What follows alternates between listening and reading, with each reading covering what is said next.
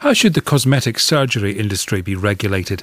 The NHS Medical Director, Sir Bruce Keogh, conducted a review a while back. Now we have the government's response to it.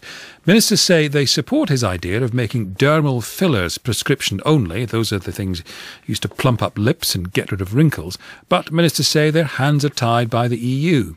Neither will there be a central register of practitioners, which he suggested. The president of the British Association of Aesthetic Plastic Surgeons said, frankly, we're no less than appalled at the lack of action taken. This review, not the first one conducted into the sector, represents yet another thoroughly wasted opportunity to ensure patient safety.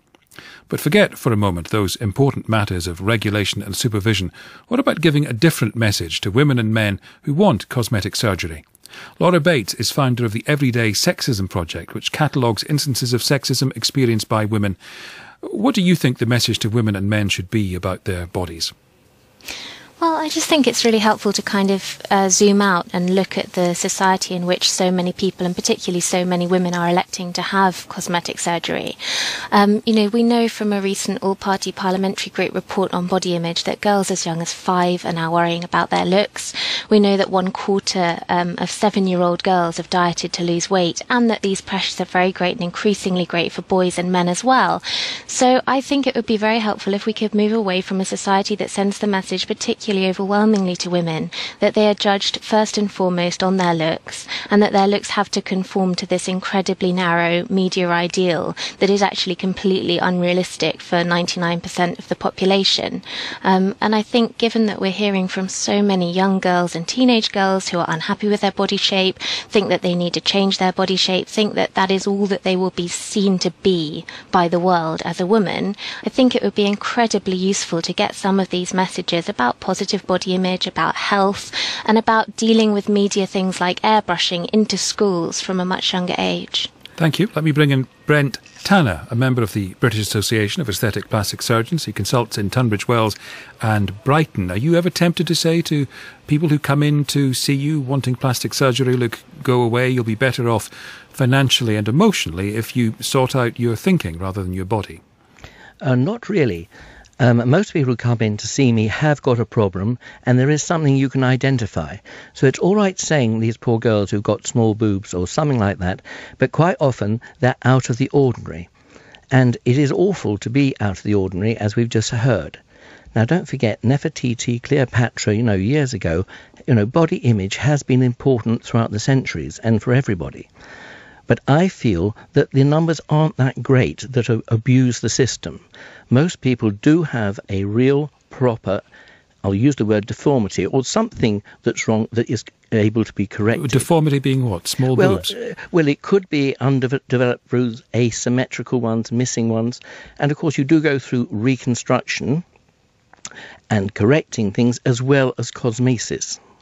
Laura Bates, isn't that a fair argument that both genders have thought about their appearance down the ages? Now, if there's a problem, they can do something about it. What about women who feel empowered, taking greater control of their looks, feeling better about themselves?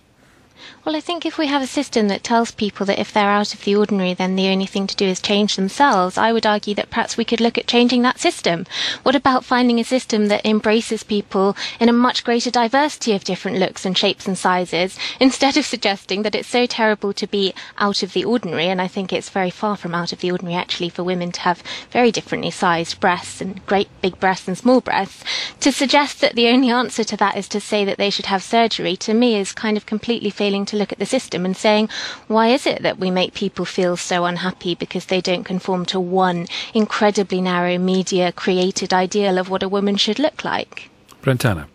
Well, there are in reality only a few people who really do that. There are many people who live their lives quite normally and do not need cosmetic surgery or don't wish it, and they can live with themselves. When I was a resident at Roehampton, everybody who had a large nose or unhappy with the shape of the nose saw a psychiatrist for a year. And then after that, if they were not happy with themselves, then they had the surgery. Well, 100% came back, had the nose job, and said, good, I'm how I wish to be, thank you very much, goodbye. They could easily have lived with it, but they chose not to. Why do you think they wanted to change it? Why do you think the psychiatry didn't help? Well, I think everyone has their own idea of how their nose should look. We're talking about noses. And everyone has a slightly different idea.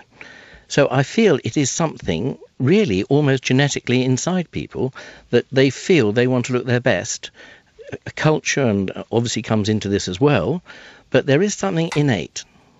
Well, what about the fact that 90% of people having cosmetic surgery are women? I mean, clearly there is something deeper at the root of this. If this was just a kind of innate sense, then we would expect to see roughly equal numbers of men and women choosing to have these procedures. Brentana? Whereas for me, the fact that we're seeing 90% of them being elected by women, and increasingly very, very young women as well, wanting surgery, having surgery, breast augmentation being the most popular kind of surgery, surely that suggests a deeper cultural influence than you're acknowledging. Thank you for that. Yeah, your response. No, I agree with that. And because men actually don't read the papers so much, they're not so influenced, I would agree. However, a lot of men now are turning towards surgery because it is available, and their self-esteem and body image is definitely improved by procedures that are appropriate. Thank you both very much for that, Laura Bates and Brent Tanner.